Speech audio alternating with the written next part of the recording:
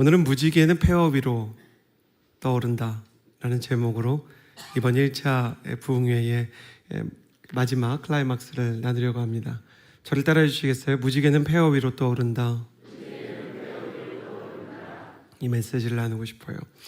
제가 좋아하는 목사님 한 분이 바둑을 두시는 장면이 신기했던 것 같아요.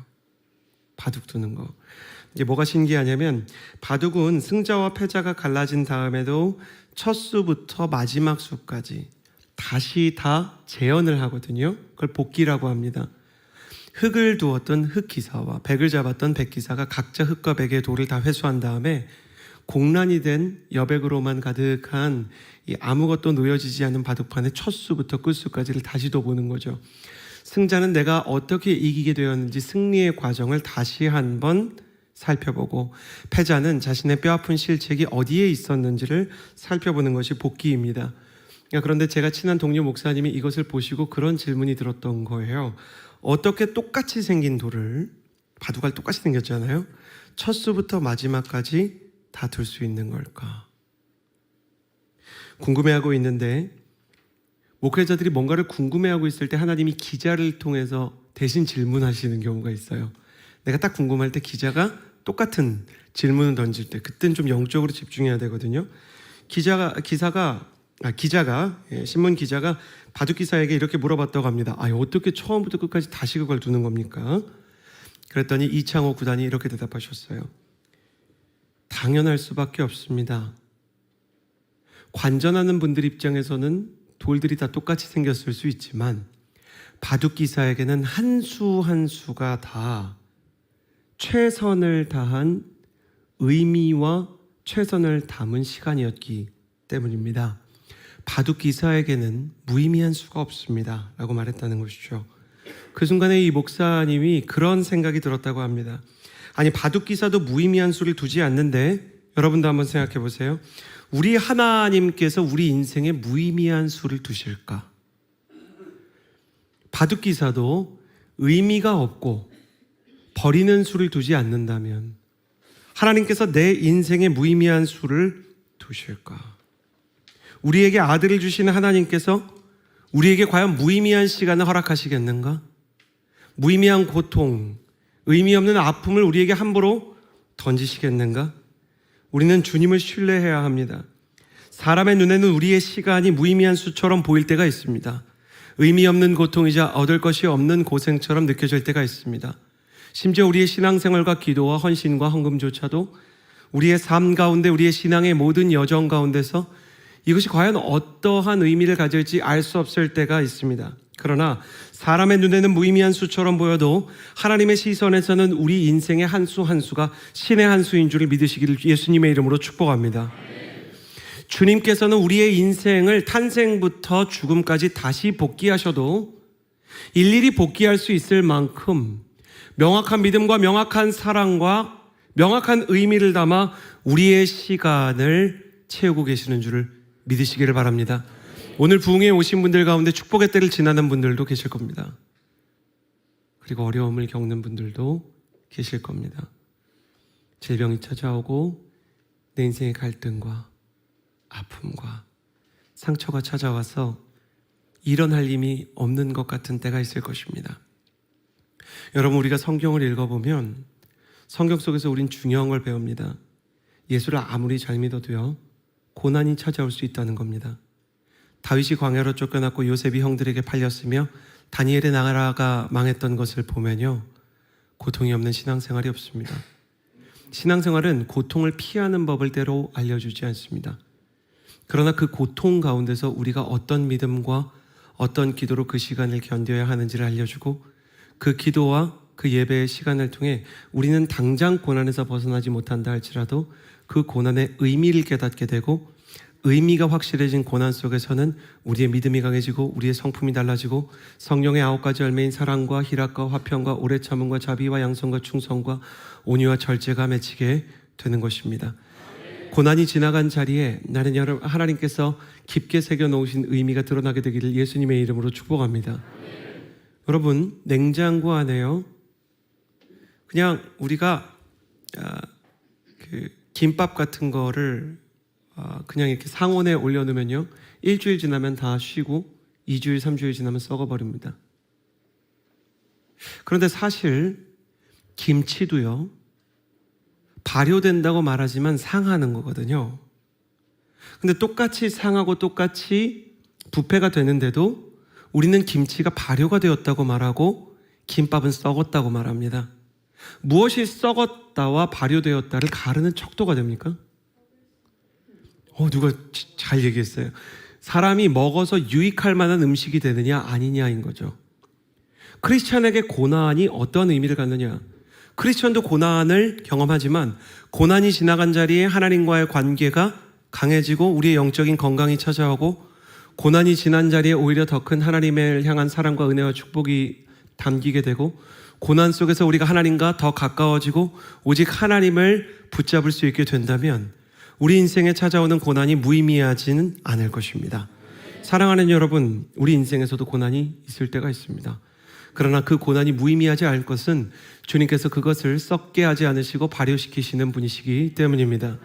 코로나가 지나갑니다. 코로나가 지나면 성도들 가운데 그 성도의 신앙이 발효된 것인지 썩은 것인지가 드러나게 될 것입니다. 우리 인생 가운데 질병이나 고난이나 경제난은 똑같이 겪고 있습니다. 지금 전 세계를 휩쓸고 있는 이 인플레이션은 미국이 과거에 계속해서 주도했던 양적 완화, 쉽게 말해서 돈을 찍어내는 것에 대한 피할 수 없었던 부작용입니다. 돈의 가치가 떨어지면 물가가 오를 수밖에 없었고, 사람들이 갖고 싶은 것을 너무나 쉽게 가지면서 우리나라도 또 미국도 전 유럽이 재난 구호라는 형식으로 너무 많은 돈을 찍어서 뿌려버렸었습니다. 이것을 회수하기 위해서 금리를 높여서 물가가 올라가고 고통을 겪는 것은 사실 크리스천은 피해갈 수 있는 상황인 것이 아닌 것입니다. 우리도 당분간 어쩌면 경제적으로 물가가 상승하고 어려움을 겪는 일들을 똑같이 불신자와 함께 견뎌야 할 수 있습니다. 나이가 들면 질병이 찾아옵니다. 청년들이 나이가 들면 연애하지 못하는 것이 슬플 때가 있는 것입니다. 관계가 상하거나 가족에 믿지 않는 사람이 있는 것 쉽게 피해갈 수 없는 현실인 것입니다. 그러나 중요한 것은 이 고통의 악수와 같은 현실 속에서도 주님은 우리의 인생 가운데 신의 한 수를 두고 계시고 버리지 않으시고 의미를 주시며 천장에 창 하나 뚫어놓고 하늘 위에 하늘 바라보라 말씀하시고 그것을 위해 우리를 이 자리로 부르신 줄 믿습니다.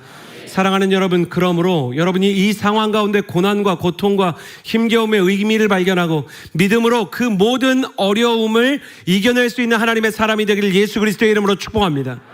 교단이 좀 다르지만 우리 이찬수 목사님이라고 혹시 아세요? 이찬수 목사님이라는 분이 그런 말을 했어요. 사랑하는 여러분, 인생이요 막 힘들 때가 있습니다. 이 힘들 때 우리가 기도하면서 고난의 바위가 있으면 이걸 들어서 옮겨달라 기도해요. 이게 옮겨주면 참 좋은데, 옮겨주면 좋은데 하나님께서 그걸 안 옮겨줄 때가 있습니다. 그런 때 뭘 기도해야 됩니까? 뭘 기도해야 됩니까?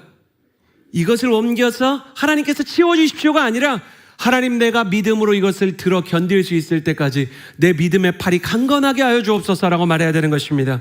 오늘 여러분의 믿음의 팔과 오늘 여러분의 믿음의 가슴이 그 고난의 현실을 넉넉히 이기고 남는 거룩한 믿음과 확신으로 더 뜨겁게 기도하고 더 하나님께 매달리고 더 주님만을 바라봐서 여러분의 인생 가운데 끝내 주님의 신의 한 수가 다 드러나 이 판이 전체 주님의 승리로 드러날 때까지 포기하지 않는 하나님의 사람이 되기를 예수 그리스도의 이름으로 축복합니다.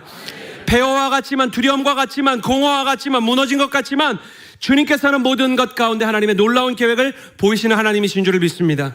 자, 노아가 이제 그 뱃속에서 우리가 잘 아는 것처럼 이 천장을 열어놓고, 우리가 어제 나누었죠. 노아의 방주에는 창이 어디만 있었다고요? 위에만 있었어요. 위에 열어놓고 하늘만 바라보면서 오직 하나님만 의지하여서 이 1년의 항해를 제정신으로 마치게 되었습니다. 그런데 노아가 이제 이 방주에서 나올 때가 되었습니다. 우리 18절에서 19절 말씀 같이 한번 읽어보겠습니다. 시작. 노아가 그 아들과 그 며느리들과 함께 나왔고 땅 위의 동물 곧 모든 짐승과 모든 기는 것과 모든 새도 그 종류대로 방주에서 나왔더라. 아멘. 창세기 8장 16절을 보면 너는 내 아내와 내 아들들과 내 며느리들과 함께 방주에서 나와라. 주님이 명령하셨기 때문에 밖으로 나왔습니다. 방주 밖으로 나오면서 노아는 긴장했을 것입니다. 방주 생활이 참 힘들었겠죠. 코끼리 똥 치우는 것도 힘들고 사자 밥 주는 것도 힘들었을 것입니다. 그러나 1년의 시간 동안 노아는 방주에 익숙해졌습니다. 우리 남자들은 다 이해하실 텐데 군대에서 제대할 때가 되면 정말 꿈같이 행복하긴 한데 두려움도 찾아와요. 내가 앞으로 뭐 해야 되지? 내가 앞으로 잘해갈 수 있을까? 이게 참 이 군인들에게 불안함이 되는 것처럼 방주 밖으로 나오면서 노아는 긴장되는 거예요. 코로나가 끝나고요. 이제 교인들이 다 모일 때가 되었는데 교회들마다 고민이 있어요. 어떻게 하면 성도들이 돌아올 수 있을까? 어떻게 하면 성령의 충만을 다시 경험할 수 있을까? 이 영적인 침체를 어떻게 우리가 이겨낼 수 있을까 생각이 되는 거죠. 1년 10개월 동안 노아와 그 가족이 머물렀던 방주는 버거운 시간이긴 했지만 분명히 구원의 공간이었어요. 모든 생물이 침몰하고 홍수의 재앙이 있었지만 유일하게 생명이 보호받을 수 있는 공간은 바로 방주였습니다. 그런데 하나님께서 그 구원의 방주 밖으로 그들을 부르셨던 것이죠. 노아와 가족들이 방주에서 나와서 땅에 발을 딛는 순간 그 가족들이 봤던 현실은 어떤 것이었을까요? 그들이 다시 만난 세상은 하나님께서 태초에 만든 세상과 달리 참혹한 폐허였을 것입니다. 지구상의 모든 것이 물에 1년 동안 잠겨 있었습니다. 모든 것이 다 쓸러내려갔고 건물들이 남지 않았으며 하나도 제대로 남아있는 것이 없었습니다. 노아와 그 가족들이 기억하던 세상은 완전히 멸망해버리는 것입니다. 노아와 가족들의 마음에 우리 8명이 여기서부터 다시 시작할 수 있을까? 마음의 소용돌이가 쳤을 것입니다. 일을 처음 사업 시작하는 사람은 용감하게 합니다. 출근 처음 하는 사람은요, 설레임을 가집니다. 첫사랑에 빠진 연인들도요, 얼마나 그 마음이 이렇게 구름에 붕 떠 있는 것처럼 행복한지 몰라요. 그런데 사업에 한번 실패한 사람이 다시 사업하는 건 쉬운 게 아닙니다. 직장의 괴로움이 뭔지 아는 직장 5년차, 10년차가 직장 출근하는 건 때로 즐거운 일이 아닙니다. 이미 지난 연애에서 큰 상처를 받았던 사람이 청년으로서 다시 연애를 할 때 마음 가운데 두려움이 찾아올 때가 있습니다. 이것이 우리의 두려움이 아닙니까? 다시 시작할 수 있을까? 코로나가 지나갔을 때 다시 내가 이전처럼 뜨거울 수 있을까? 내가 하나님 앞에서 나의 기도가 이전보다 더 할 수 있을까? 많은 사람들이 이런 질문 속에 서 있기도 합니다. 우리가 은혜를 받지만 돌아가는 세상이 폐허처럼 느껴질 때도 있습니다.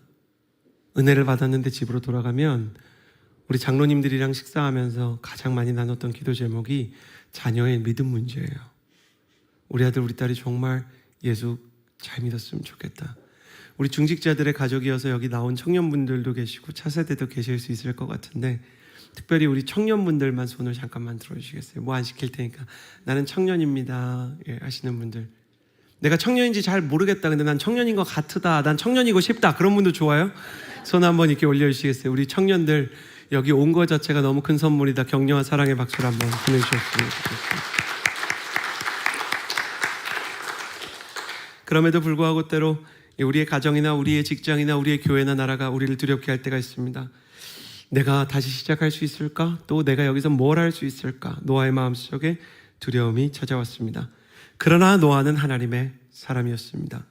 두려울 때, 힘겨울 때, 이 폐허 속에서 노아는 무엇을 해야 되는지 아는 사람이었습니다. 제가 직접 건축을 한 건 아니었지만 이 상가를 빌려서 그 상가에 이제 2층과 3층과 4층을 온누리교회에서 이렇게 빌려주셨어요. 청년을 위한 공간으로 좀 꾸며봐라 이렇게 하고 예산을 투입해 주셨는데, 물론 설계는 이제 시공사가 했지만 이거를 그 공사하는 현장에서 이게 항상 주인의식이 있어야 됩니다. 이 공사를 시킨 사람이 옆에 있어야 공사도 열심히 하거든요. 그러니까 옆에 가가지고 계속 서서 잔소리도 하고 막 이렇게 하는데, 제가 보니까 공사를 하기 위해서 제일 먼저 해야 되는 일은요, 철거더라고요. 이전에 학원 건물로 되어 있어서 가벽 서 있고 또 바닥 다 돼 있던 게 교회랑 안 맞으니까 다 철거를 하는 거예요. 건설하시는 분이 저한테 가르쳐 준 게 참 기억에 남았어요. 목사님, 철거를 잘해야 건축이 잘 됩니다. 우리 인생 가운데 고난은 우리의 어떤 부분을 철거시키고 허물어뜨리는 것 같은 아픔이 찾아옵니다. 근데 그 철거도요, 그냥 불이 나거나 무너지는 게 아니라 건축자들의 손에 의해서, 제가 건축학개론 얘기하지 않습니까? 건축자들의 손에 의해서 뜯어지는 것이라면 그 뒤에는 재건과 리모델링이 시작되는 것이죠. 저는 여러분의 인생 가운데도 하나님의 아름다운 리모델링이 있게 되기를 예수 그리스도의 이름으로 축복합니다. 폐허화된 것 같은 현실 속에서 그렇다면 노아는 어떻게 다시 재건을 했는가? 우리가 첫 번째 날에 설계자이신 하나님의 이야기를 나눴어요. 하나님도 눈물을 흘리시는 거야. 그리고 우리가 정말 두 번째 날에 하나님의 사람으로서 노아가 깊이가 높이를 결정하는 걸 보았어요. 노아가 방주 짓는 얘기였죠. 세 번째 날에는 견고한 인생의 재료 노아가 들어간 방주의 이야기, 입주의 얘기를 했어요. 자, 설계, 시공, 입주했으면 이제 인테리어하고 그리고 재건을 해야 되는 것이죠. 노아는 어떻게 재건을 하고 인테리어를 했을까? 무엇이 폐허가 된 곳을 다시 재건할 수 있는 기초가 되었을까? 오늘 말씀을 통해 살펴봅시다. 20절 말씀 첫 번째입니다. 같이 한번 읽어보겠습니다. 시작. 노아가 여호와께 제단을 쌓고 모든 정결한 짐승과 모든 정결한 새 중에서, 우리는 여기서 중요한 사실을 배우게 됩니다. 저를 따라해 주시겠어요? 진정한 예배는 폐허 위에서 세워진다. 노아에 대해서 제가 여러 이야기를 했죠. 창세기를 다시 읽어보아도 노아는 말이 없어요. 참 과묵한 사람이에요. 제가 오늘 우리 박 목사님이랑도 같이 식사했거든요. 우리 장로님 중에 한 분이 이제 저희 식사 대접을 해주셔서 참 좋은 시간 보냈어요. 장로님들이 참 좋으시더라고요. 같이 장로님들이랑 식사하고 목사님이랑 있는데 우리 박 목사님은 말이 없으세요. 한마디도 안 하세요. 근데 궁금한 게 많았어요. 목사님 나이가 어떻게 되세요? 네, 나이 이렇게 됩니다. 목사님 찬양 인도가 너무 좋아요. 저는 은사가 없는데 교회가 부탁하셔서 그냥 열심히 합니다. 대화가 이어지지 않는 거죠. 그런데 저는 너무 좋았어요. 대화가 말이 많지 않아도 우리 목사님 찬양에 은사 있으신 거 다들 아시죠? 우리 목사님 참 착하시고 열심으로 교회 섬기시고 담임 목사님 잘 섬기는 분이신 것 같은데 이런 목사님이 있는 거 참 축복입니다. 우리 박 목사님 위해서도 격려와 사랑의 박수 한번 보내주십시오. 노아는 참 말이 없어요. 말이 없어요. 근데 대신 노아가 잘하는 게 있는데 바로 행동으로 옮겨요. 참혹한 현실을 보고 노아는 대사가 없어요. 굳게 담은 입술, 하얗게 흩날리는 머리칼. 잠시 세상을 바라보던 노아는 이 폐허를 눈에 담고 조금 있다가 묵묵히 돌을 옮겨서 단을 쌓기 시작합니다. 그러자 노아의 뒤를 따라서 세 아들과 며느리가 돌을 쌓기 시작합니다. 그리고 하나님께 예배하기 시작했습니다. 성도 여러분, 저를 보십시오. 노아가 방주에서 내려서 가장 먼저 한 일은 집을 세울 만한 거처의 땅을 찾은 것도 아니고 먹을 만한 양식을 찾아서 사냥을 시작한 것도 아니고 가축이 될 만한 것들을 붙잡아서 외양간을 친 것도 아니었습니다. 노아는 가장 먼저 폐허 위에 예배를 세우는 사람이었습니다. 나는 여러분의 인생 가운데에도 고난의 순간이든 축복의 순간이든 나는 여러분이 부르신 곳에서 가장 먼저 예배할 수 있게 되기를 예수 그리스도의 이름으로 축복합니다. 예배는 우리 인생에 마치 기관차와 같습니다. 기관차가 KTX에서 나머지 객차를 끌고 가는 것처럼 하나님께서는 예배를 통해서 우리의 인생을 끌고 가기를 원하십니다. 우리의 감정은 이랬다가 저랬다가 합니다. 그러나 예배가 우리의 인생을 끌고 가면 예배와 함께 믿음의 엔진이 우리를 끌고 갑니다. 우리의 감정은 믿음을 따라가야 됩니다. 우리가 감정대로 예수님을 믿기 시작하면 인생이 어려운 겁니다. 우울해도 믿음이 흔들리지 않는 사람이 있는 줄을 믿습니다. 슬픔이 찾아와도 믿음이 흔들리지 않는 사람이 있는 줄을 믿습니다. 나는 여러분의 인생 가운데 그 거룩한 믿음이 흔들리지 않게 되기를 예수 그리스도의 이름으로 축복합니다. 내 예상이 깨어지고 내일을 향해서 나아갈 길을 잃었을 때 내 마음이 무너진 황량한 폐허 위에서 묵상해야 되는 것은 그 폐허와 같은 현실이 아니라 하나님을 향한 예배입니다. 우리는 오히려 폐허와 같은 현실 속에서 진정한 예배를 경험하게 됩니다. 우리가 보통 때도 주일이 되면 예배를 나옵니다.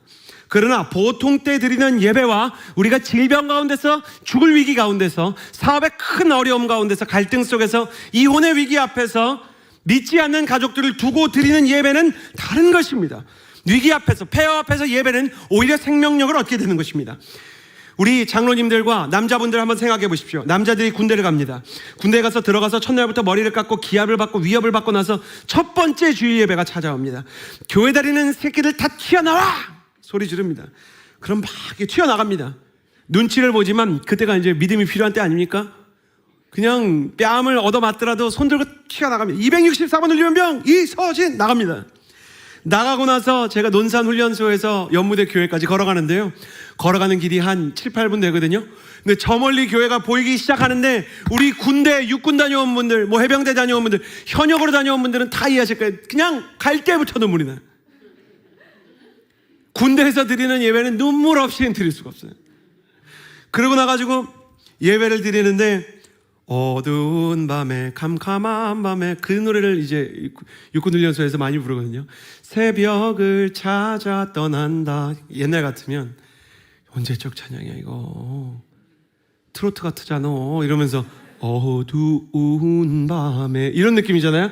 그러니까 이게 나랑 안 맞는다 이렇게 생각을 했을 텐데, 제가 어두운 밤에 캄캄한 밤에 군대에서 들어보니까 내가 어두운 밤이고 내가 지금 캄캄한 밤이에요. 지금 내가 어디로 갈지 모르고 내 인생이 어떻게 될지 모르는 거예요. 의자에 앉아서 눈물이 왈칵 쏟아지고 누가 시키지도 않았는데 그냥 감사의 고백이 터져나오기 시작하는 거예요. 목사님이 설교를 아무리 못해도, 목사님이 정말 이렇게 벌벌 떨어도 한마디 한마디를 아멘 아멘 하면서 은혜를 받습니다. 왜 그렇습니까? 그만큼 내 인생이 절박하기 때문입니다. 내 인생이 폐허와 같이 너무 치열하기 때문입니다. 상황이 너무 어려워서 믿음을 잃는 사람도 있어요. 말이 되죠. 믿음을 막 잃어버리는 사람 있죠. 근데 상황이 너무 어려워서 기도하는 사람도 있다는 거 다들 알고 계시죠? 둘 다 말이 되지 않습니까? 너무 어려워서 믿음을 잃어버리는 사람도 있고 너무 어려워서 믿음이 강해지는 사람도 있어요. 둘 다 말은 되는데 결말은 너무 다를 것입니다. 똑같이 어려운 인생 가운데서 나는 여러분이 믿음을 선택하고 폐허 위에서 예배를 세우는 하나님의 사람이 되길 예수 그리스도의 이름으로 축복합니다. 나는 성암교회 예배가 회복을 넘어서 부흥을 향해서 가게 될 것을 믿습니다. 여러분 정말 주님이 우리를 부르고 계시는 거예요. 노아는 이 기가 막힌 폐허 앞에서 남은 것이 아무것도 없는 곳에서 제단을 쌓기 시작합니다. 그의 마음은 정말로 절박했을 것입니다. 그는 말하지 않지만 하나님께 우리 가족을 부탁합니다 라는 마음이 있었을 것입니다. 그의 기도는 너무나 진실했을 것입니다. 예배는 절실하고 기도는 진실했을 것입니다. 예배라는 게 적당히 나와도 되고 나오지 않아도 되는 그런 마음이 아니었을 것입니다. 하나님이 돕지 않으면 죽을 거라는 일사각오의 마음으로 간절히 드리는 예배, 이것은 보통의 예배와 다른 것입니다.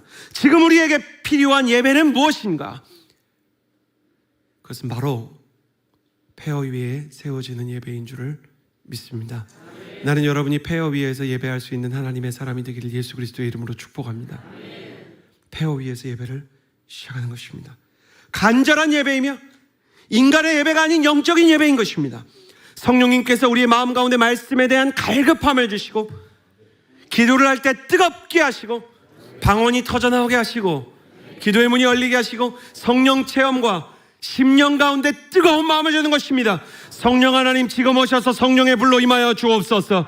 말씀을 듣는 가운데 기대하는 마음이 생기게 하여 주시고 기도할 수 있는 힘이 생기게 하여 주시고 기다릴 수 있는 저력 있게 하여 주옵소서. 악한 영마귀는 한 길로 와서 7길로 떠나가게 하여 주옵소서.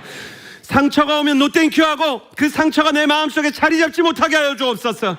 하나님 내 마음 가운데 상처가 있고 아픔이 있고 괴로움이 있어도 예수 그리스도의 치유가 임하는 시간이 되게 하여 주옵소서. 절박하게 하시고 목마르게 하시고 뜨겁게 하실 성령님을 찬양합니다. 주님 이 시간 가운데 임하여 주옵소서. 나는 오늘 예배가 보통 예배를 뛰어넘는 영적인 예배가 되기를 원합니다. 몸부림을 치고 영적인 눈물과 감격이 있고 성령님께서 그 마음을 새롭게 하시는 예배, 나는 그런 예배가 성암교회에 가득할 것을 믿습니다. 진정한 예배는 어디 위에 세워진다고요? 폐허 위에 세워진다. 내 인생이 폐허라고 생각하는 분들만, 내 인생에 지금 폐허와 같은 어려운 현실이 있다, 기도 제목이 있다 하시는 분들 오른손 가슴에 얹어주세요. 내 인생에 참 힘겨운 기도 제목이 꼭 하나님 들어주셨으면 좋겠는 기도 제목이 있다. 오른손 가슴에 얹어주시고 저를 따라 주시겠어요? 하나님 아버지, 이 폐허 위에 거룩한 예배, 충만한 예배, 응답이 임하는 예배가 세워지게 하여 주옵소서. 할렐루야, 할렐루야. 나는 그런 예배가 있게 되기를 바랍니다. 두 번째입니다. 21절에서 22절. 노아는 어떻게 재건을 하는가? 21절과 22절 말씀 함께 읽겠습니다. 시작. 여호와께서 그 향기를 받으시고 그 중심에 이르시되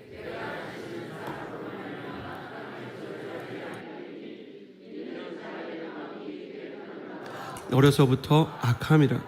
내가 전에 행한 것 같이 모든 생물을 다시 멸하지 아니하리니 땅이 있을 동안에는 심음과 거둠과 추위와 더위와 여름과 겨울과. 두 번째는 무엇인가? 21절에서 22절 두 번째는 무엇인가? 저를 따라 주시겠어요? 진정한 예배는 하나님의 마음을 움직인다. 노아가 하나님을 붙잡고 폐허 속에서 하나님 살려주시니까 감사합니다. 그렇게 감사 기도를 드린 후에 이제 어떻게 살아야 됩니까? 아무것도 남은 것이 없습니다. 생존한 것은 오직 우리뿐인데 이제 어떻게 살아가야 합니까? 간절히 부르짖기 시작했습니다. 그렇게 노아가 그의 마음을 하나님께로 향할 때 하나님의 마음도 노아를 향해 움직이기 시작했습니다. 우리가 회개라고 하잖아요. 이 회개라는 단어는 참 아름다운 단어인데 슈브라는 단어예요. 저를 따라해 보시겠어요? 슈브. 이 히브리어 슈브는 돌이킨다라는 뜻인데 우리가 회개를 한다 그럴 때 우리가 하나님한테 돌이키는 거죠. 근데 이게 재미있는 게요, 하나님이 우리에게 마음을 돌이키실 때도 슈브예요. 그러니까 이게 어떠냐면 우리가 하나님한테 회개하면서 돌아갈 때 하나님도 우리를 향해서 돌아오시는 거예요. 그러니까 다리 양쪽에서 오는 견우와 직녀처럼 우리가 하나님을 향해 나아갈 때 하나님도 우리를 향해서 나오는 것입니다. 예배는 하나님의 마음을 움직입니다. 우리가 드리는 회개는 하나님의 발걸음을 돌이킵니다. 우리가 드리는 하나님을 향한 찬양은 하나님을 감동시키는 줄을 믿습니다. 21절에 그래서 주님이 이렇게 말씀하십니다. 내가 전에 했던 것처럼 다시는 모든 생물을 멸망시키지 않을 것이다. 여러분 여기 밑줄 그어주세요. 그리고 고개 이렇게 쓰세요. 하나님 나도요 이렇게 써주세요. 어려움 참 많이 겪었어요. 하나님 이거 다시 겪지 않도록 해주세요. 예배는 하나님의 진노를 멈추는 것입니다.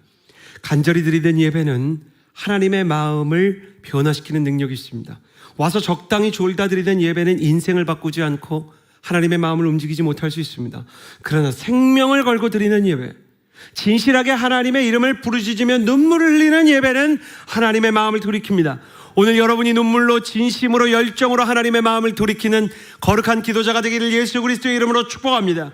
내가 너와 너의 가정을 더 이상 저주하지 않고 어렵게 하지 않겠다, 너를 심판하지 않겠다라는 축복으로 변하는 것입니다.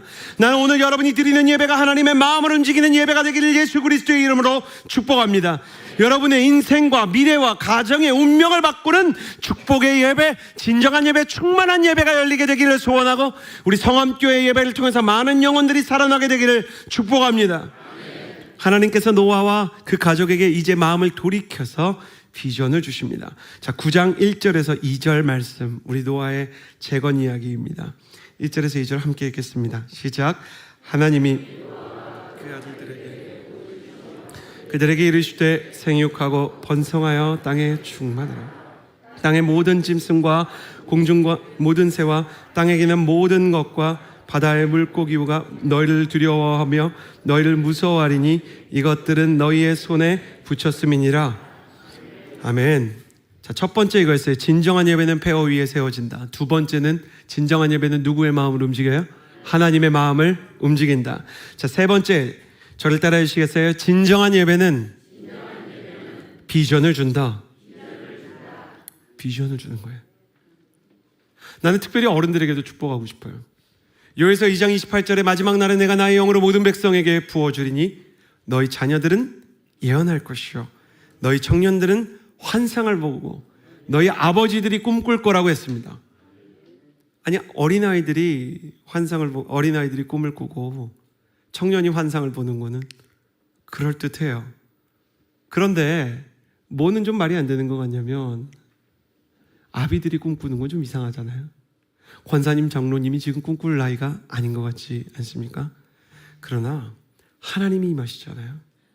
그러면 그 인생에 할 일이 생기고 꿈이 생기고 비전이 생기는 줄을 믿습니다.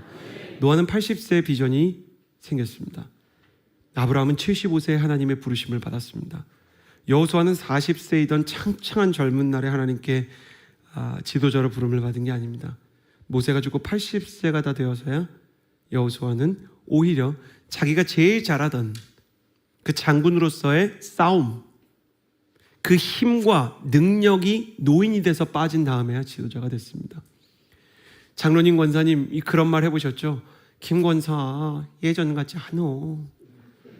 아니 그렇게 빨리 올라가, 삼각산에 그렇게 빨리 올라가, 삼각산 그런 기도원에 차 타고 올라가는 거요, 이렇게 우리가 얘기할 때가 있죠. 그러나 우리 몸은 예전 같지 않아도 사도 바울이 뭐라 그랬어요? 우리 겉사람은 후패하나 속사람은 날로 새롭도다. 하나님은요 모든 백성에게 비전을 주시고 꿈을 주시기 원하시는 하나님이신 줄 믿습니다. 더 왕성하게 사역하셔야 돼요. 더 왕성하게 새로운 꿈을 꾸고 남선교회 여선교회가 정말 기발한 아이디어를 내고 정말 축제 같은 예배를 세울 수 있는 그런 교회 되기를 예수님의 이름으로 축복합니다. 하나님이 노아와 그 아들들에게 복을 주셨어요. 예배는 하나님의 비전을 불러옵니다. 근데 여기서 말씀을 보면 땅의 모든 짐승과 공중의 모든 새와 땅에 기는 모든 것과 바다의 모든 물고기가 너희를 두려워하며 너희를 무서워할 것이니 이것들은 너희의 손에 붙였음이니라. 이거는 원래 창세기에서 누구한테 주셨던 축복인지 아세요? 하나님께서 땅을 다스리라, 땅에 충만하라, 누구한테 주셨던 이야기죠? 하나님께서 아담에게 주셨던 메시지예요. 아담에게 주셨던 메시지인데 하나님께서 노아에게 이 아담의 비전을 주신 것은 노아야, 내가 이 비전을 이제 너에게 준다. 다시 시작하자. 그 비전을 하나님께서 노아에게 새롭게 심어주는 것이죠. 하나님은 예배의 자리에서 우리에게 꿈과 비전과 환상을 주시는 하나님이신 줄을 믿습니다. 아무리 보이는 것들이 폐허라 할지라도 나의 약속과 나의 비전과 나의 계획은 사라지지 않았다. 너희 자녀가 아무리 저렇게 교회 밖에서 저렇게 술 마시고 방황한다 그래도 내가 저 아들을 버리지 않았다. 할렐루야. 나는 하나님께서 여러분의 아들과 여러분의 딸을 버리시지 않으시는 줄을 믿습니다. 우리 부모님도 버리시지 않으시는 줄을 믿습니다. 그러니까 이 비전이 시작될 것이다. 이 방주에서 폐허가 된 땅으로 너의 팔을 내디뎌라. 노아는 그 하나님을 만나 폐허가 된 세상에서 다시 시작할 힘을 얻게 되었던 것입니다. 1968년에 미국에 스펜서 실버라는 크리스천이 있었습니다. 스펜서 실버 크리스천이에요. 이 사람에게는 두 가지 기도 제목이 있었는데 첫 번째는 교회 학교 교사로서 은혜의 통로가 되는 거였어요. 두 번째는 다니는 회사에서 작게나마 성과를 내는 거였어요. 그러니까 교회에서 교회에서 잘하게 해주십시오. 회사에서 성과 잘 내게 해주십시오. 근데 둘 다 만족할 만한 수준의 성취에 이르지 못했던 것이죠. 당시 스펜서 실버는 접착제 회사에서 일하고 있었는데 더 강하고 견고해서 떨어지지 않는 접착제를 만드는 게 이 사람의 일이었어요. 그런데 원료가 잘못 섞여서요, 너무 쉽게 떨어지는 실패작을 만든 거예요. 어떻게 이렇게 연약한 접착제를 만들 수 있냐? 직장 상사는 노발대발하면서 화를 냈고요, 실험 비용을 낭비했다며 스펜서 실버에게 보상을 청구하겠다는 청천벽력과 같은 얘기를 합니다. 그러니까 스펜서 실버가 낙심한 채로 교회에 가서 기도를 해요. 이 스펜서 실버가 나중에 이 순간을 돌아보면서 나는 사실 그 전까지 그렇게 절박하게 기도해 본 적이 없었다. 근데 회사에서 잘릴 것 같고 피해 보상 청구가 들어올 것 같고 그러니까 하나님, 접착제 만들려고 애쓰고 내가 교회 학교 교사들이 이렇게 열심히 했는데 하나님 왜 나한테 이렇게 어려움이 생겼습니까? 기도하고 있는데 옆에서 기도하던 사람이 성경책이 훅 떨어진 거예요. 성경책이 땅에 이렇게 떨어졌는데 그러면서 뭐 기도 제목이며 일정 적어놓은 메모지들이 다 이렇게 날아다니는 거예요. 근데 그거를 보는 순간에 이 사람이 갑자기 아이디어가 떠올라요. 이 접착제, 연약한 접착제, 약간 계륵처럼 뜨겁지도 않고 엄청 강력하지도 않고 엄청 약하지도 않은 이 접착제를 어디에 써야 되는지 알게 된 거죠. 그는 아이디어가 떠올라 이 약한 접착력을 메모지에 바르기 시작했고요. 이 스펜서 실버 크리스천의 제품을 우리 모두 씁니다. 그게 포스트잇이에요. 시간이 흘러서 그가 이렇게 얘기했어요. 당연히 이 사람이 포스트잇 만들고 그 회사에서 진짜 엄청난 보상과 대우를 받았을 것 같지 않습니까? 우리가 3M 하면 여러 가지 있습니다만 포스트잇만큼 많이 팔린 게 없어요. 포스트잇이 그 회사의 가장 주력이었어요. 전 세계에서 포스트잇 안 쓰는 데가 어디 있습니까? 이 스펜서 실버가 나중에 이렇게 간증을 했어요. 여러분 기억하세요? 하나님이 가장 좋은 것을 시작하실 때 우리는 그때 하나님이 좋은 일을 시작한지조차 알지 못한다. 이미 좋은 일이 시작됐지만 그게 좋은 일인 줄을 알 수 없다. 그럼에도 불구하고 하나님은 하나님의 좋은 일을 하신다. 제가 이제 여름이 되면 7월, 8월 2달간은 선교 이 아울리치를 보통 다녀요. 청년들이랑. 그래서 해외 선교지에 가서 봉사를 하고 선교를 돕는데 선교를 하면 참 좋아요. 저는 성암교회도 꼭 아울리치 할 수 있게 되기를 정말 축복합니다. 이 아울리치를 하게 되면 참 좋은데 해외에 가서 선교사님들을 돕고 들어오면 문제가 있어요. 제가 2달 중에 거의 한 달 정도는 해외에 있으니까 우리 아이가 너무 싫어하는 거예요. 우리 애가 오죽했으면 제일 싫어하는 단어가 아울리치였어요. 아울리치 해외 선교를 단기로 갔다 오면 우리 애가 현관에서 이렇게 밀어요, 무릎을. 그 조그만 애가. 우리 아들이 5살 때 무릎 밀면서 뭐라 했냐면 5살이 그 어눌한 말로 아울리치나 가 아빠 밀어요. 애가 상처를 받았구나. 왜 목사 아들은 이렇게 상처를 받지? 그게 이렇게 미안해가지고 애랑 이렇게 놀아주다가 애가 이렇게 잠이 드는데도 눈물이 이렇게 떨어져요. 옆으로. 그 약간 짠하잖아요. 애가 이렇게 옆으로 손가락 빨고 있는데 눈물이 옆으로 이렇게 떨어져. 근데 아빠 또 선교 가야 돼. 그래요. 가야 되죠. 어떻게 할 수가 없어요. 근데 애가 잠드는데 머리를 이렇게 쓰다듬는 거예요. 제가. 저는 목사잖아요. 그러니까 교회에서 결정해서 주시는 사례를 통해서 저희 가족이 있을 거 아니에요. 그러니까 아들한테 그런 얘기를 하게 됐어요. 잠들었는데 못 알아듣지만 연준아, 아빠가 물론 하나님 일하고 온 거야. 그렇지만 우리 연준이랑 우리 연희가 밥 먹고 학교 다니는 것도 아빠가 교회에서 열심히 섬기고 헌신해서 그런 거거든. 아빠가 없을 때는 아빠가 너네를 위해서 일하고 있는 거야. 근데 우리 하나님 아버지가 저한테 그 순간에 그러시더라고요. 그래 이 목사, 가끔 나도 너한테 안 보이지 않아? 너가 정말 믿음이 사라질 것 마냥 참 힘든 어려움을 겪을 때가 있지 않아? 너 마음이 너무 힘들고 너 마음이 너무 괴로워서 너의 마음이 아프고 속상하고 하나님이 어디 계신 것 같이 어디 계시냐고 물어보고 싶을 만큼 참 힘들 때가 있지. 아빠가 이 목사 네 눈에 안 보일 때는 너를 위해서 일하고 있는 거야. 나는 가끔 하나님이 느껴지지 않을 때도 있어요. 너무 힘들고 너무 두려울 때. 제가 육신의 질병이 조금 있거든요. 몸이 아프고 내 마음이 정말 절망적으로 이렇게 막 통증이 있을 때 하나님 젊은데 제가 이렇게 아픕니다. 그때도 하나님이 바로 위로해 주지 않으셔도 제가 믿음으로 고백합니다. 그래도 아버지가 나를 위해서 일하고 계시는 것을 내가 믿습니다. 하나님 아버지께서는 언제나 우리를 위해서 일하고 계시는 분이신 줄을 믿습니다. 스펜서 실버가 그 얘기를 하는 거예요. 자기 인생에서 하나님이 제일 큰 선물을 하는데 함께 일하고 계시는데도 그 하나님이 나를 위해서 일하고 있는 것을 몰랐던 것이죠. 사랑하는 여러분, 하나님께서 나를 위해서 일하시는 하나님이신 줄을 믿습니다. 그리고 그 하나님께서 혼자 일하실 뿐만 아니라 노아에게 비전을 주신 것처럼 우리 성암교회 식구들에게 다 비전을 주시고 스펜서 실버에게 새로운 아이디어를 주신 것처럼 그 고난 가운데 새로운 아이디어와 영감을 주시는 역사가 있게 되기를 예수 그리스도의 이름으로 축복합니다. 하나님께서는 우리를 위해서 보이지 않을 때 일하시고 우리를 채워주시고 우리를 만져주시는 하나님이신 것이죠. 할렐루야. 성암교회 성도 여러분, 하나님을 신뢰하는 성도가 되기를 축복합니다. 하나님께서 함께 계시면 방금까지 물이 넘치던 요단강도 마르게 되는 일이 일어날 것이고, 하나님이 함께 하시면 폐허였던 땅도 옥토로 변화되게 될 것이고, 하나님이 함께 계시면 눈물 골짜기도 시온의 대로가 될 줄을 믿습니다.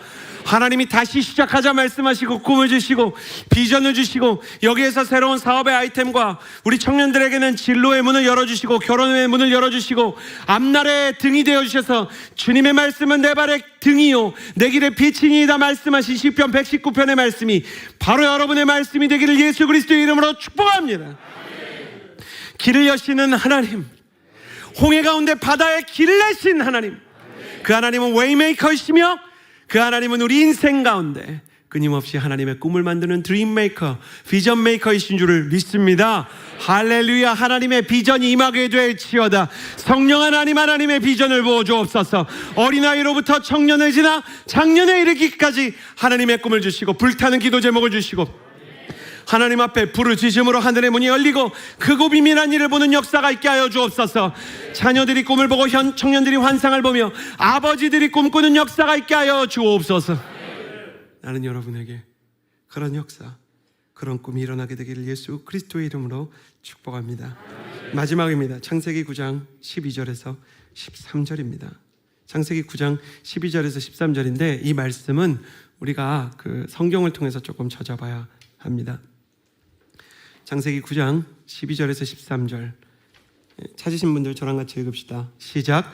하나님이 이르시되 내가 나와 너희와 및 너희와 함께하는 모든 생물 사이에 대대로 영원히 세우는 언약의 증거는 이것이니라. 내가 내 무지개를 구름 속에 두었나니 이것이 나와 세상 사이에. 아멘. 자, 네 번째입니다. 우리 아까 첫 번째 진정한 예배는 어디 위에 세워진다고요? 폐허 위에 세워진다. 두 번째, 진정한 예배는 누구의 마음을 바꾼다고요? 하나님의 마음을 돌이킨다. 세 번째, 진정한 예배에는 뭐가 임한다고요? 비전이 임한다. 네 번째가 중요합니다. 저를 따라해 주시겠어요? 진정한 예배 안에는 예수님이 계신다. 지금 우리가 무지개를 보면 아름답지만 최초로 떠오른 무지개는 폐허가 된 세상 위에 걸려 있었습니다. 노아의 가족과 짐승들 외에 살아있는 것은 아무것도 없는 황량한 대지 위에, 그 허허벌판 위에 무지개가 아이러니하게 역설적으로 어울리지 않는 것처럼 마치 폐허가 된 세상에는 돼지목의 진주 목걸이처럼 무지개가 걸려 있었습니다.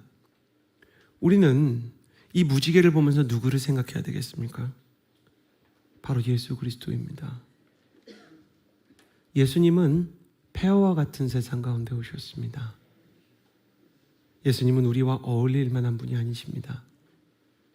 예수님은 선하시고 사랑과 은혜와 기쁨이 가득하신 분이시고 노하기를 더디하시고 우리의 눈물을 아시고 우리 가정의 아픔을 위로하는 분이시며 우리에게 믿음을 주시는 분이신 줄을 믿습니다.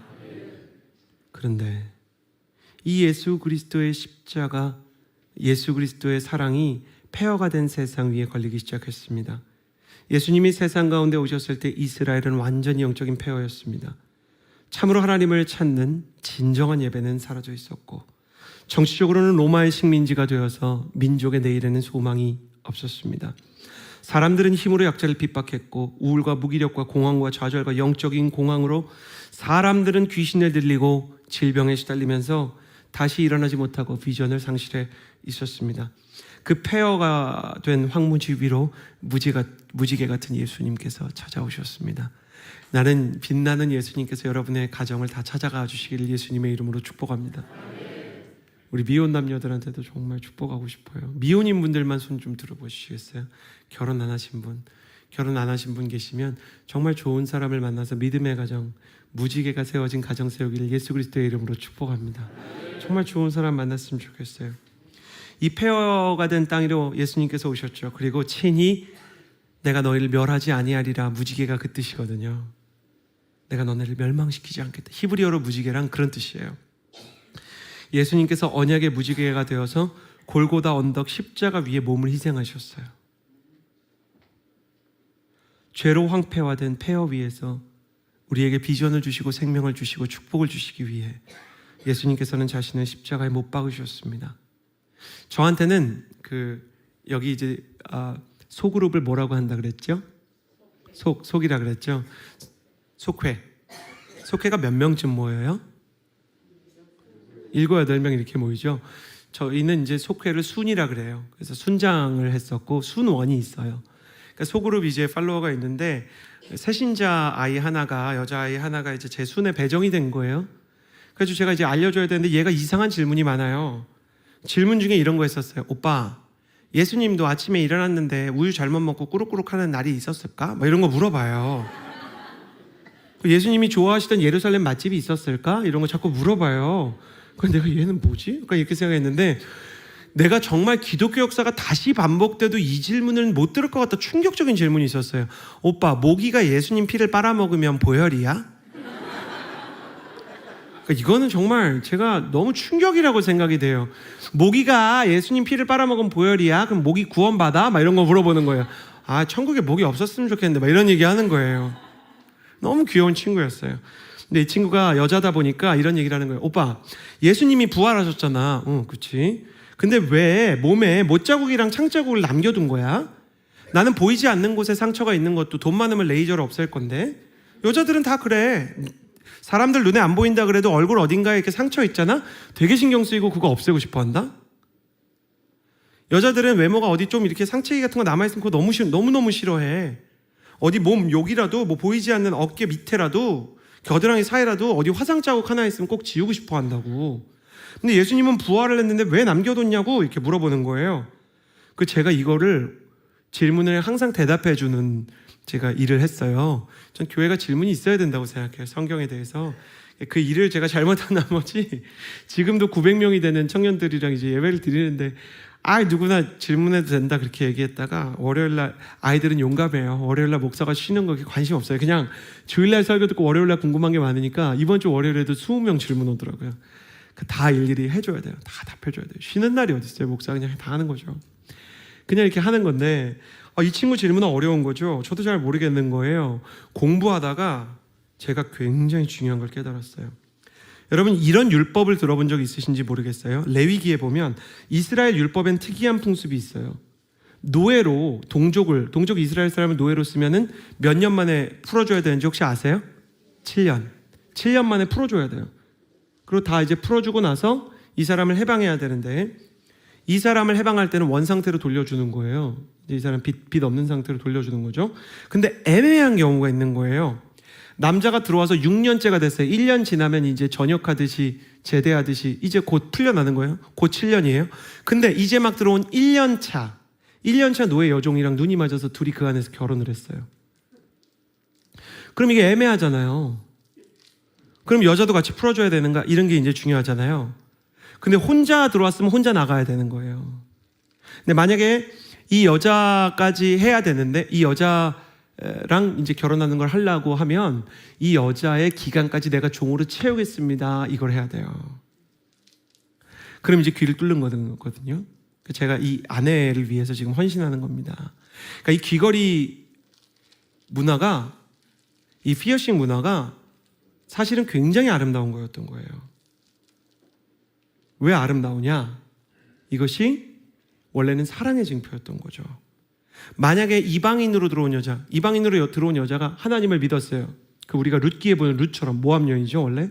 룻처럼 믿었어요. 아니면 여호수아 때 그 붉은 줄 내려주었던 그 다말처럼 이 사람이 믿게 되면 그 사람이랑 결혼하면 어떻게 되느냐? 이방인은 계속 종이거든요. 그러니까 하나님 믿어도 당시에.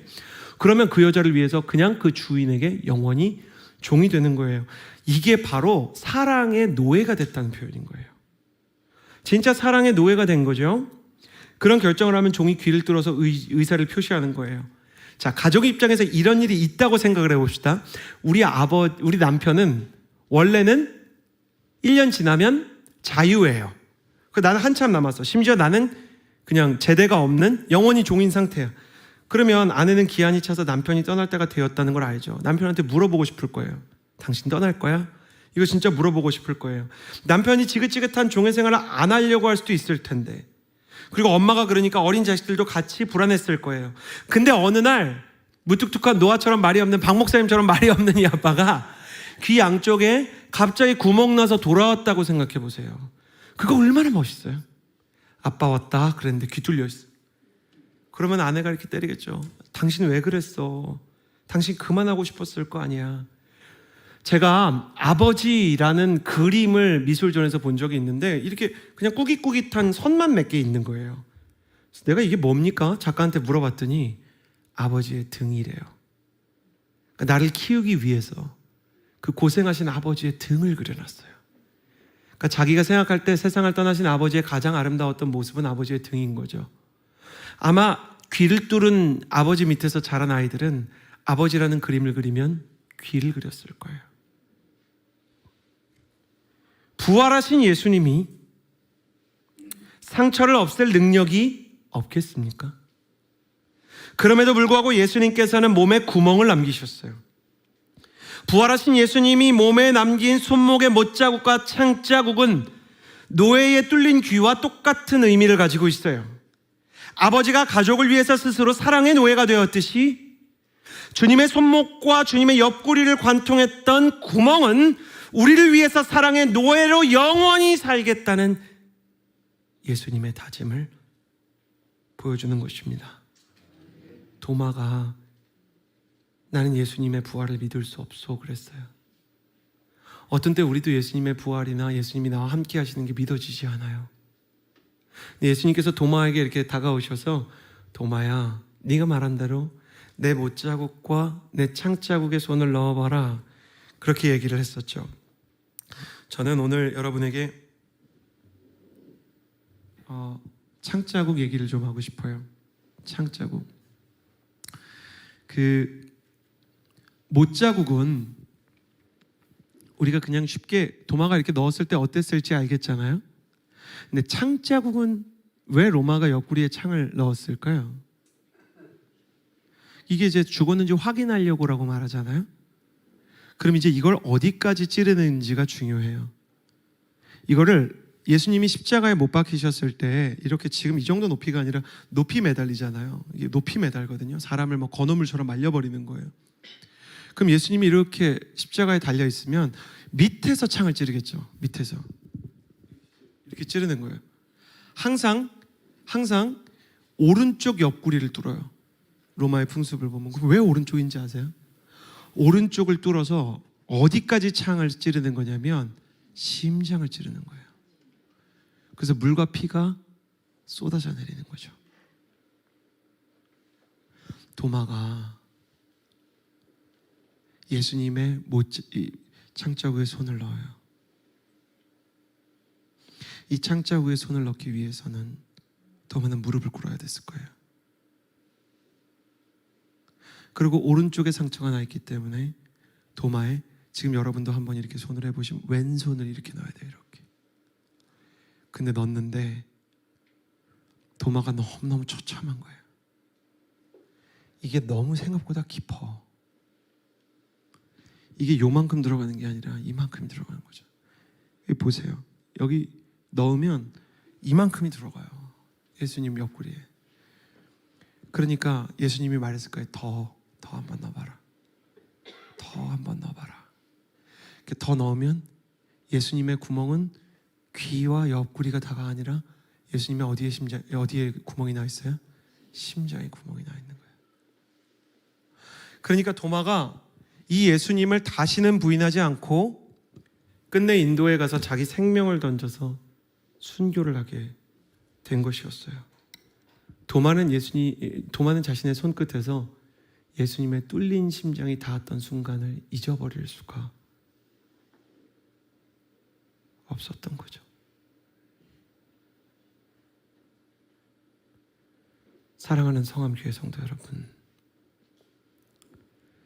예수님께서 나를 위해서 세상에 오셨던 사실을 믿습니까? 예수님께서 나를 위해서 십자가를 지셨던 것을 믿습니까? 또 예수님께서 나를 위해서 부활하신 것도 믿습니까? 그렇다면 이것도 믿으시는지 물어보고 싶어요. 우리 예수님께서 저와 여러분 우리 모두를 위해 당신의 심장이 꿰뚫린 것도 믿으십니까? 그 예수님께서 나를 위해서 심장을 던지셨는데 내 인생에 정말 나쁜 걸 주시겠습니까? 그분의 손목과 옆구리에 구멍이 나 있고 그분의 심장에 여전히 상처가 나 있는데 내 인생에 예수님께서 나와 함께 계시지 않은 것 같은 순간이 서로 내 감정적으로는 있을 수 있다 할지라도 나를 위해서 오신 예수님께서 십자가를 지시고 심장이 뚫리시고 십자가 지시고 죽으셔서 부활하셔서 살아나셨다면 그 예수님께서 나를 못 본 척 하시고 외면하시겠는가? 정말 예수님께서 나를 행복하게 하려는 분이 아니실 수 있을까? 그분의 못자국을 생각해 보십시오. 기도가 약해질 때마다 생각해 보십시오. 심장이 꿰뚫린 그분이, 나를 위해서 몸에 구멍 나신 그분이 나의 기도를 지나가시겠는가? 나를 위해서 모든 것을 해주시고 나를 위해서 자신의 모든 것을 찢어주신 분이 지금 이 순간에 잠깐 내 눈앞에 보이지 않는다 그래서 정말 날 위해 일하지 않으시겠는가? 주님이 내 눈에 보이지 않는 그 순간에 주님은 나를 위해서 일하시고, 아들의 눈에, 딸의 눈에 보이지 않는 아빠가 아들과 딸을 위해서 헌신하고 있듯이 주님께서도 지금 나를 위해서 일하시고 계시는데 내가 그것을 못 보는 것은 아닌가? 그러므로 우리는 예배 가운데 반드시 주님을 원망하고 믿지 못했던 것을 회개합니다라고 말할 수 있어야 될 거예요.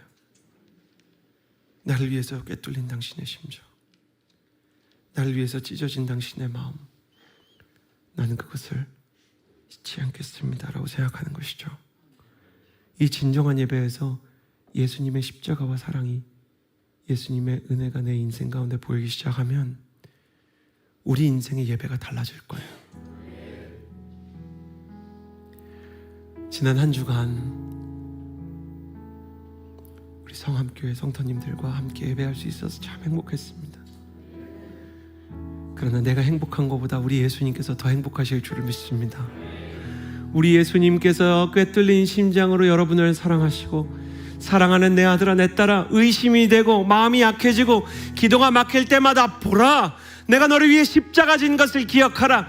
십자가를 붙들고 보혈을 의지해서 다시 한번 일어나라.